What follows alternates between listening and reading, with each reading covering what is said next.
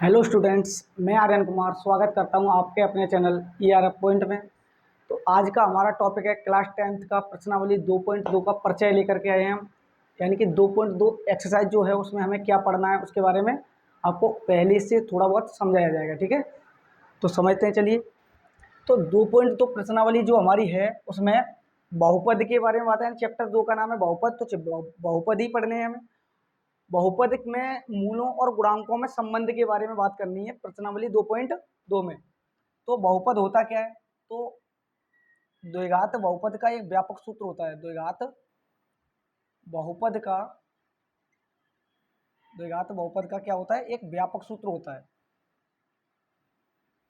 व्यापक सूत्र, देखो जितने भी द्विघात बहुपद होंगे वो व्यापक सूत्र की तरह होंगे। व्यापक सूत्र की तरह मतलब जितने भी द्विघात बहुपद होते हैं वो उसकी फॉर्म के होते हैं। फॉर्म का मतलब उसके रूप के होते हैं। जैसे परमेय संख्याएं पढ़ते हैं हम, पी बट्टे क्यू के रूप की होती हैं। यानी कि जो भी परमेय संख्याएं होंगी या भिन्न होंगी वो पी बट्टे क्यू के रूप में लिखी होंगी, वो क्या होंगी? हमारी भिन्न होंगी। इसी तरीके से द्विघात बहुपद का जो व्यापक सूत्र है a x square plus b x plus c, जितने भी द्विघात बहुपद होंगे वो इसकी तरह होंगे, इसकी तरह होंगे। तो हमें द्विघात बहुपद पहचानने के लिए हमें क्या देखना होता है? ये देखना होता है कि इस तरीके से लिखा हुआ है तो क्या है? हमारा द्विघात बहुपद है। ठीक है, और द्विघात बहुपद यानी कि बहुपद को समझाने के लिए मैंने एक नॉर्मल वीडियो बना के डाल दी है बहुपद की, जो आप कह सकते हैं कि पूरे 2 चैप्टर का इंट्रोडक्शन कह सकते हैं आप उसे। ठीक है, तो वो वीडियो आपको पहले ही अपलोड कर दी गई है। तो द्विघात बहुपद का एक व्यापक सूत्र होता है जो मैंने यहाँ पे लिखा हुआ है, इसे कहते हैं द्विघात बहुपद का व्यापक सूत्र। तो जितने भी द्विघात बहुपद होंगे वो इस रूप के होंगे। किस रूप के? इस रूप के। अब यहाँ पे हम बात करेंगे बहुपद के मूलों और गुणांकों में संबंध की।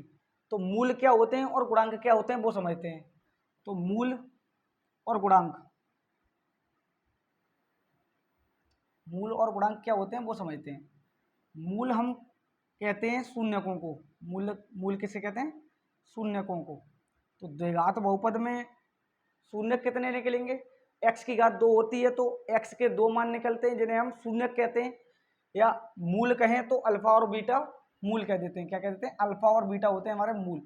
अगर किसी 3 घात बहुपद के मूल निकाल रहे हैं तो अल्फा बीटा गामा हो जाएंगे। ये होते हैं अल्फा बीटा और गामा, क्या होते हैं? मूल होते हैं हमारे। इन्हीं को हम शून्यक भी बोलते हैं। शून्यक निकालते हैं बहुपदों के, उन्हें क्या कहते हैं हम? मूल कह दो या शून्यक कह दो, बात एक ही है हमारी। ठीक है, गुणांक क्या होते हैं वो समझते हैं। गुणांक, तो जो भी द्विघात बहुपद होगा उसमें एक्स स्क्वायर का जो गुणांक होगा उसे ए कहते हैं। ए यहाँ पे गुणांक है, बी गुणांक है, सी गुणांक है। ये सब क्या है? हमारे द्विघात बहुपद के गुणांक हैं। ए बी सी जो लिखे हैं वो द्विघात बहुपद के क्या है? गुणांक हैं। शून्यक जो द्विघात बहुपद की में एक्स दे रखी होती है या जो भी चर दे रखा होता है उसके जो मान आते हैं निकल के, द्विघात बहुपद है तो उसके 2 मान निकल के आते हैं। और एक घात बहुपद है यानी रैखिक बहुपद है तो उसमें एक मान निकल के आता है एक्स का, जिसे हम शून्यक भी बोलते हैं। क्या बोलते हैं? शून्यक। जैसे 2x प्लस 3 है तो ये है रैखिक बहुपद। इसके शून्यक निकालने के लिए इसे 0 के बराबर रखते हैं, यानी कि जो भी बहुपद दिया होता है उसे 0 के बराबर रखते हैं, फिर x का मान निकालते हैं। 2x बराबर -3 और x बराबर -3/2, गुणा वाला भाग में आ गया। x की एक मान निकला x का तो इसे हम शून्यक बोलते हैं। शून्यक या इसे मूल कह सकते हैं हम, शून्यक या मूल। और मूल एक है इसलिए अल्फा से दिखाएंगे इसे। किससे? अल्फा से। क्या है? -3/2। इसे शून्यक बोलो, मूल बोलो या अल्फा बोलो, एक ही बात है। ठीक है, तो शून्यक और मूल एक ही बात होती है, ये आपको समझ में आ गया होगा। तो जैसे द्विघात बहुपद की बात करें हम, 2x square plus 3x plus 5, ऐसा कोई द्विघात बहुपद लिखा हुआ है तो इससे जब x की वैल्यू निकालते हैं, यानी कि जब इसके शून्यक निकालते हैं बराबर 0 रखते हैं और x के 2 मान मिलते हैं हमें। x के कितने मान मिलते हैं? 2 मान। कोई भी 2 मान मिल सकते हैं, उन्हें हम क्या कहेंगे? एक को अल्फा कहते हैं और दूसरे को बीटा। एक को अल्फा और दूसरे को बीटा, क्योंकि इन शून्यकों को हम मूल बोलते हैं और मूलों को अल्फा और बीटा या और गामा से दिखाते हैं, जो मैंने यहाँ पे लिख दिया है। तो आप ये कह सकते हो कि मूल और शून्यक एक ही बात होती है। मूल और शून्यक एक ही बात होती है, या तो मूल कहें उसे या शून्यक कहें। तो आपको ये चीज़ थोड़ी सी क्लियर हुई होगी कि मूल और शून्यक में कोई फर्क नहीं होता है। शून्यक निकालते थे हम, अब उन्हीं को 10th क्लास हम क्या कहेंगे, मूल कहेंगे। 9th क्लास में हम उन्हें शून्यक बोलते थे, यहाँ पे शून्यक या मूल कहो कोई बात नहीं है, ठीक है। तो अभी हम क्या देख रहे हैं, मूलों के और गुणांकों के संबंध के बारे में पढ़ रहे हैं। तो गुणांक क्या होते हैं, जो एक्स स्क्वायर के गुणा में लिखा होता है वो ए होता है, जैसे हम गुणांक बोलते हैं, एक्स के गुणा में लिखा है। और जो अचर पद होता है उन्हें क्या कहते हैं, हम गुणांक बोलते हैं। तो हमें क्या करना है, अब जो भी आगे पढ़ना है हमें, उसमें ये पढ़ना है कि मूलों और गुणांकों में संबंध क्या होता है, वो पढ़ना है। तो देखो, एक हमारा फॉर्मूला होता है मूलों का योगफल, मूलों का योगफल,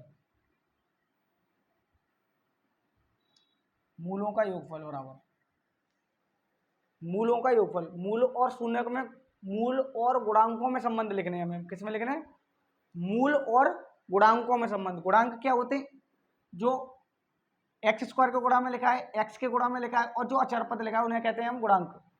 तो समझिए, मूलों का योगफल होता है हमारा माइनस के एक्स स्क्वायर का गुणांक, माइनस का एक्स स्क्वायर का गुणांक बटे में आता है,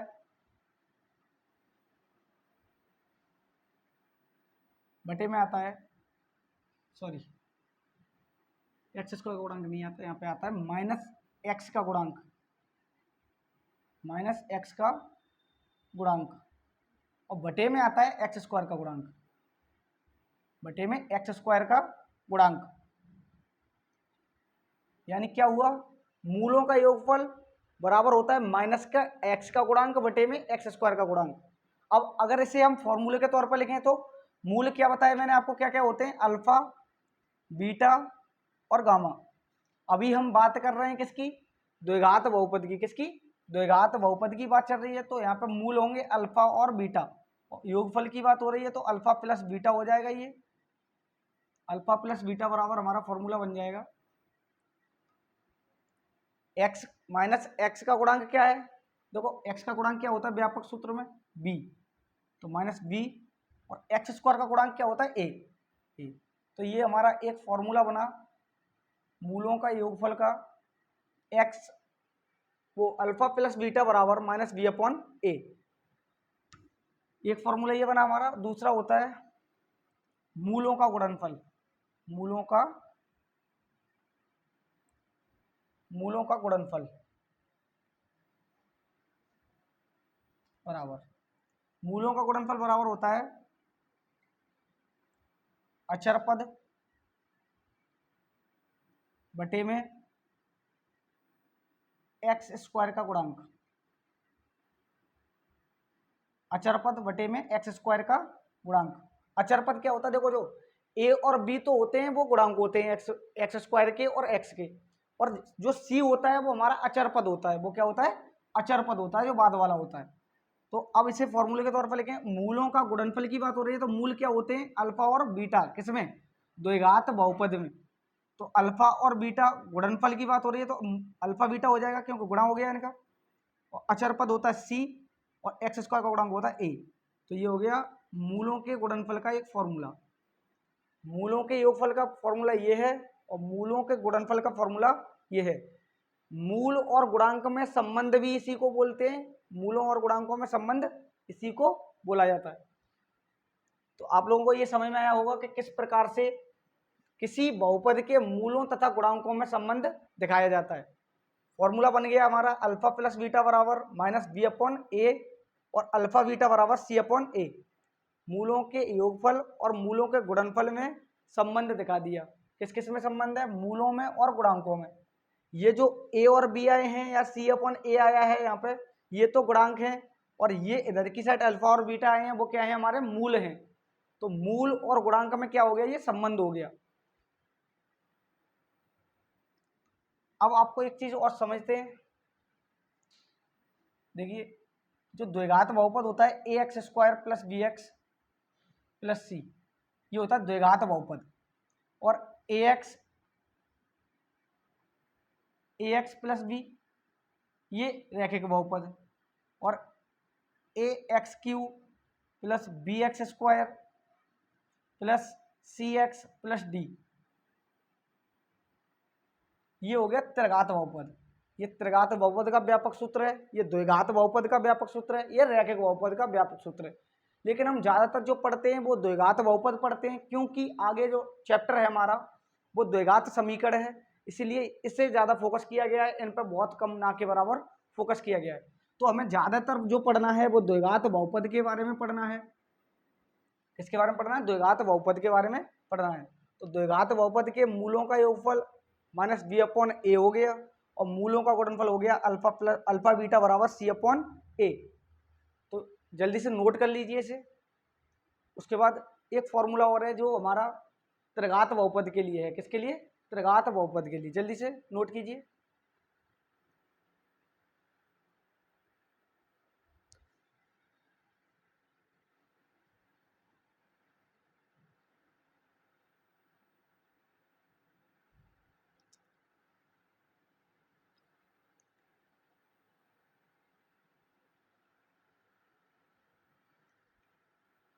चलिए,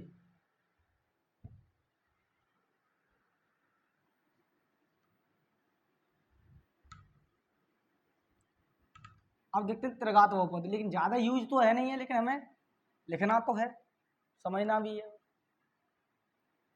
ज्यादा यूज नहीं है लेकिन समझना है।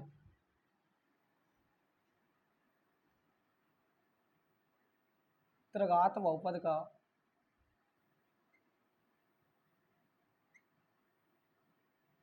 व्यापक सूत्र। व्यापक सूत्र यानी कि जितने भी त्रिघात बहुपद होंगे वो इस तरीके के होंगे। कैसे? A x square plus b x square, sorry, a x cube plus b x square plus c x plus d बराबर में, जीरो नहीं लिखेंगे क्योंकि वो त्रिघात समीकरण का होता है व्यापक सूत्र, बराबर में जीरो नहीं आता है बहुपद में। ठीक है, तो देखिए इसका मूलों का योगफल होता है, मूलों का योगफल, मूलों का योगफल होता है हमारा माइनस एक्स स्क्वायर का गुणांक, माइनस एक्स स्क्वायर का गुणांक बटे में एक्स क्यू का गुणांक,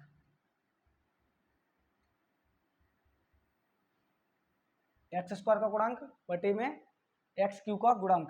मूलों का योगफल यानी किसकी बात हो रही है? त्रिघात बहुपद की। तो मूल कितने होंगे? 3 होंगे, alpha plus beta plus gamma. ये हो गए तीनों मूल, लिख दिए जोड़ में। माइनस एक्स स्क्वायर का गुणांक क्या दिखाई दे रहा है? बी, और एक्स क्यू का गुणांक क्या है? ए। तो देखो, जो द्विघात बहुपद लिखा था उसमें भी मूलों और शून्यकों में जो संबंध आया था वो माइनस के बी अपॉन ए ही आया था, और इसमें भी बी माइनस के बी अपॉन ए आया है। तो ये एक फॉर्मूला बना हमारा। दूसरा, मूलों का गुणनफल, मूलों का गुणनफल बराबर, मूलों का गुणनफल क्या होता है?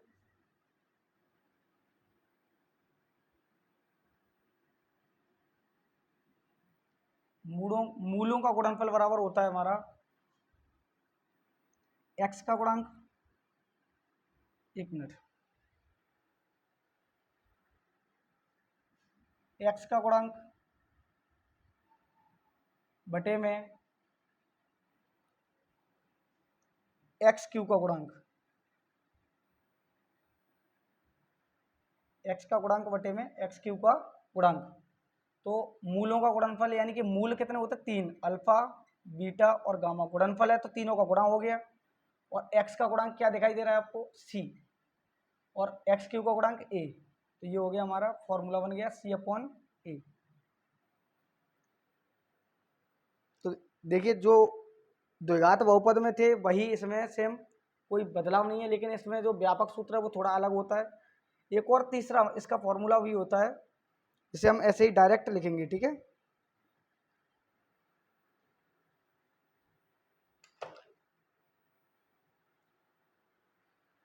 ये थोड़ा गलत हो गया थोड़ा, एक मिनट, अभी लिखते हैं दोबारा से।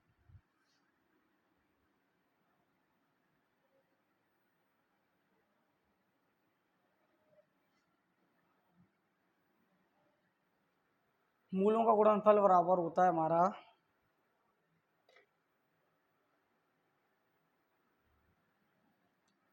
माइनस अचर पद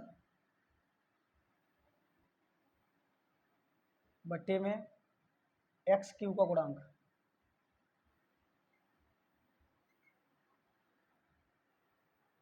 एक्स क्यू का गुणांक अल्फा बीटा और गामा बराबर होगा, अचर पद क्या है डी और एक्स क्यू का गुणांक है ए। तो ये बन गया हमारा फॉर्मूला अल्फा बीटा गामा बराबर माइनस डी अपॉन ए।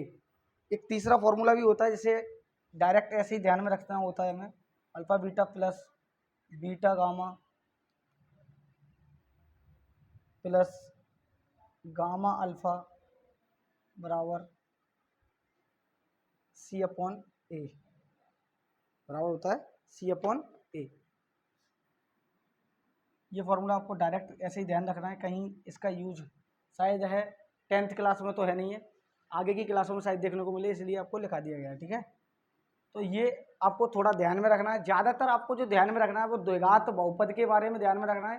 त्रिघात बहुपद के बारे में थोड़ा कुछ पूछा गया है, इसलिए इन्हें नोट डाउन करा दिया गया है। और ये तीसरा डायरेक्ट होता है, ये मूलों का योगफल और मूलों का गुणनफल ध्यान में रखने ज़्यादातर, और कुछ चिंता वाली बात है नहीं है। तीसरा वाला थोड़ा बहुत ध्यान में रख लेना, वैसे कोई ज़्यादा जरूरत है नहीं है, 10th क्लास में इसका ज़्यादा यूज है नहीं है। ज़्यादातर जो यूज है वो है द्विघात बहुपद का। किसका? द्विघात बहुपद के बारे में ज़्यादा हमें पढ़ना है 10th क्लास के अंदर। तो चलिए नोट करो इसे जल्दी से फटाफट।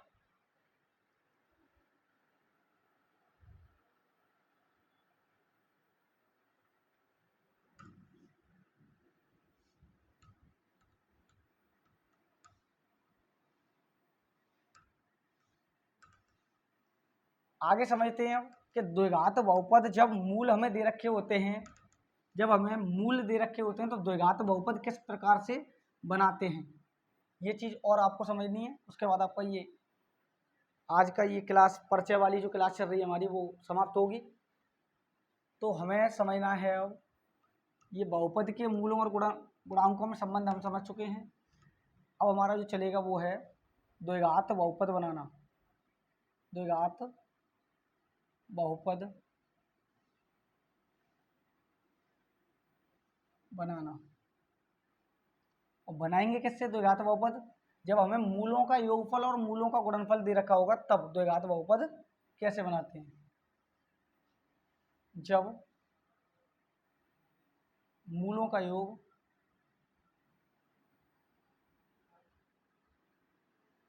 तथा गुणनफल दिया हो। जब मूलों का योग तथा गुणनफल दिया हो तब द्विघात बहुपद बनाते कैसे हैं वो समझना है आपको। ठीक है, तो देखिए एक ऐसा द्विघात बहुपद लेते हैं जिसमें हमें एक ऐसा मतलब हम ऐसे मूलों का योगफल मान लेते हैं, हमें दिया है 1/4 और मूलों का गुणनफल अल्फा बीटा दिया है 1। ये हमें सवाल दे रखा है -1 लिखते हैं इसे, यानी कि मूलों का योगफल दिया है 1/4 और मूलों का गुणनफल दे रखा है -1। अब इससे हमें द्विघात बहुपद बनाना है, तो इसके लिए एक सूत्र होता है हमारा जो 9th क्लास में या कहीं ना कहीं पढ़ने के लिए हमें मिलता है, x² माइनस मूलों का योग, x² माइनस मूलों का योग गुणा में x प्लस अचर पद।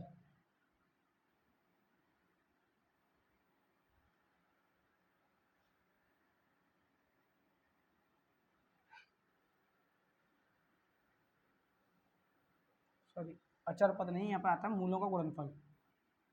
मूलों का गुणनफल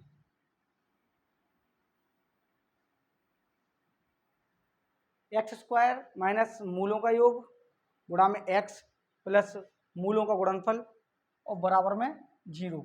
बराबर में 0 इस वजह से आया है क्योंकि px बराबर 0 है, यानी कि ये एक बहुपद है। बराबर में 0 लिखा है, जीरो बाद में हटा देते हैं हम, ठीक है। तो एक्स स्क्वायर की जगह एक्स स्क्वायर रहेगा, माइनस मूलों का योग हमें दे रखा है 1/4 है, गुणा में एक्स आएगा क्योंकि एक्स गुणा में लिखा हुआ है, मूलों का गुणनफल हमें दिया -1, तो यहाँ पर प्लस चिन्ह पहले से होता है और माइनस का 1 जब लगाएंगे तो यहाँ पर -1 मतलब प्लस और -1 मिल करके माइनस बन जाएगा बराबर 0। अब ये 0 आता क्यों है, क्योंकि जब ये जो मान लगाने के बाद हमें जो संख्या मिलती है, अगर x के गुणांक बटे में दे रखे हैं यानी कि अंश बटे हर में दिए हैं, तो उन्हें सही करके लिखने के लिए हमें 0 बराबर में दे रखा होता है। तो यहाँ पर देखिए हर में 4 दे रखा है, तो हमें इसका फ्रैक्शन यानी भिन्न करनी होगी। एलसीएम लेंगे 4 आएगा, 1 का भाग 4 में 4 बार जाएगा तो उसमें 4 का मल्टीप्लाई होगा, 4 में 1 बार जाएगा तो उसमें 1 का होगा, कोई फर्क नहीं पड़ेगा। 1 का 4 में देंगे तो 4 बार जाएगा तो उसमें 4 का गुणा होगा, 4x स्क्वायर होगा ये, माइनस 1x ऐसे ही रहेगा, माइनस 4 का 1 में गुणा करेंगे 4 आएगा, बराबर में 0 हमारा है। क्यों है वो अभी पता चल जाएगा आपको। अब देखो ये अंश बटे हर बन गया, तो इधर की साइड भी अंश बटे हर बना के हम कैंची गुणा कर देते हैं। जब पूरे का गुणा 1 में करेंगे तो यही आएगा हमारा दोबारा से 4x square minus x minus 4 बराबर 4 का गुणा 0 में करेंगे 0 हो जाएगा। अब ये देखो हमारा बिल्कुल ठीक हो चुका है, तो बराबर में 0 है उसे हटा देंगे, तो यानी कि ये क्या है हमारा px, ये किसका मान है px बराबर 0 होता है क्योंकि जब हम शून्य का निकालते तब। तो px का मान हमारा क्या है 4x square minus x minus 4, तो यानी कि हमारा बहुपद मिल गया ये x के पदों में, बहुपद मिल गया x के पदों में जो लिखा हुआ है, ठीक है। इसी को क्या बोलते हैं द्विघात बहुपद। तो हमें मूलों का योगफल दिया था, मूलों का गुणनफल दिया था। ये जो फॉर्मूला है हमारा फॉर्मूला यानी कि सूत्र है ये, इससे हम किसी भी द्विघात बहुपद को जब मूलों का योगफल और मूलों का गुणनफल दिया हो तब आराम से द्विघात बहुपद बना सकते हैं, कोई दिक्कत नहीं होगी। तो ये समझ में आया वो आपको कि द्विघात बहुपद मैंने आपको बना के भी दिखा दिया, एक एग्जाम्पल भी कह सकते हैं इसे। और याद क्या रखना है आपको, याद ये रखना है ये जो फॉर्मूला दे रखा है ये वाला, इस फॉर्मूले को याद कर लेना है कि मूलों का योगफल जब दिया हो और मूलों का गुणनफल दिया हो तो द्विघात बहुपद किस तरीके से बनाया जाता है। तो ये चीज़ आपको नोट कर लेनी है। और मूलों और गुणांकों में संबंध आपको लिखा दिए, और द्विघात बहुपद मूलों के योगफल और मूलों के गुणनफल से किस प्रकार से बनाते हैं वो भी आपको बता दिया। इसका ये फॉर्मूला है जो मैंने आपको बता दिया, इस फॉर्मूले को आपको याद रखना है जिससे आपको आगे जो क्वेश्चन होंगे उन्हें लगाने में कोई दिक्कत नहीं होगी। तो ये आज का हमारा 2.2 प्रश्नावली का परिचय यानी कि इंट्रोडक्शन था। तो इससे आपको 2.2 जो एक्सरसाइज है वो आराम से समझ में आएगी और कोई दिक्कत नहीं होगी। तो आज की क्लास के लिए धन्यवाद। अगर वीडियो आपको अच्छी लगी हो तो एक कमेंट कीजिए, लाइक कीजिए और वीडियो को ज़्यादा से ज़्यादा लोगों के पास शेयर कीजिए जिससे कि सब लोगों को इसके बारे में पता चले। तो आज के लिए इतना ही काफ़ी है। Thank you.